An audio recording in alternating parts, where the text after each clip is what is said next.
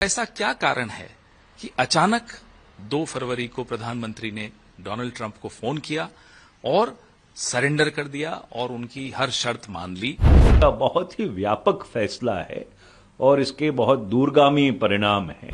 America के supreme court ने tariff पर अपनी एक खिलाफत की और एक ऑर्डर पास किया जिसमें ट्रंप की जो इमरजेंसी पावर्स में टैरिफ्स हैं उनको रोक दिया। यह बात कि 20 तारीख को सुप्रीम कोर्ट अमेरिका के सुप्रीम कोर्ट की जजमेंट आने वाली थी, यह बात तो भारत को मालूम थी। तो ऐसा क्या कारण है कि अचानक 2 फरवरी को प्रधानमंत्री ने डोनाल्ड ट्रंप को फोन किया और सरेंडर कर दिया और उनकी हर शर्त मान ली। उसका नतीजा ये निकला कि हमने अमेरिका की बातों में आकर, उनके दबाव में आकर रूस से, रशिया से तेल खरीदना बंद कर दिया।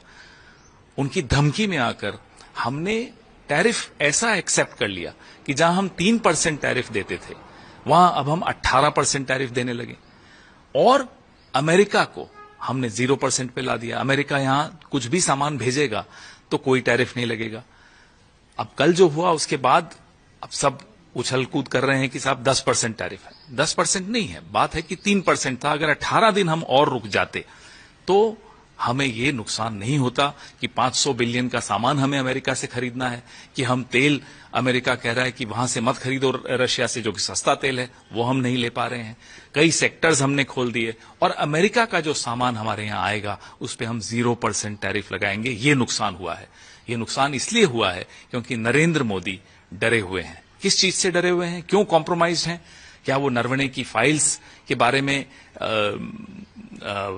राहुल गांधी जी ने पार्लियामेंट में बोलना शुरू किया नरवणे की किताब के बारे में? क्या एप्स्टीन फाइल्स की वजह से डरे हुए हैं या फिर अदानी जी के केस के बारे में डरे हुए हैं? कुछ तो है, कुछ राज हैं ऐसे जिसकी वजह से 18 दिन भी इंतजार नहीं कर पाए। अगर ये 18 दिन रुक जाते तो इस देश के किसानों को, देश की टेक्सटाइल इंडस्ट्री को, देश की अर्थव्यवस्था को इतना भारी झटका नहीं लगता जो कि अभी लगा।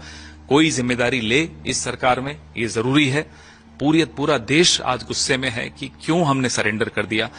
पीयूष गोयल को जिम्मेदारी लेनी है, नरेंद्र मोदी को जिम्मेदारी लेनी है, ये लोग तय करें, लेकिन जिम्मेदारी किसी को लेनी पड़ेगी। अमेरिकी उच्च न्यायालय का जो ये फैसला आया है वो एक बार फिर से इस बात को दर्शाता है कि जो संवैधानिक अदालतें हैं उनको, जो लोग सत्ता में हैं उनको सच बोलना चाहिए और चाहे कोई कितना भी ताकतवर हो, चाहे कोई कितना भी अपने आप को ऊर्जावान समझे, कानून सबसे ऊपर है और कानून का राज रहना चाहिए।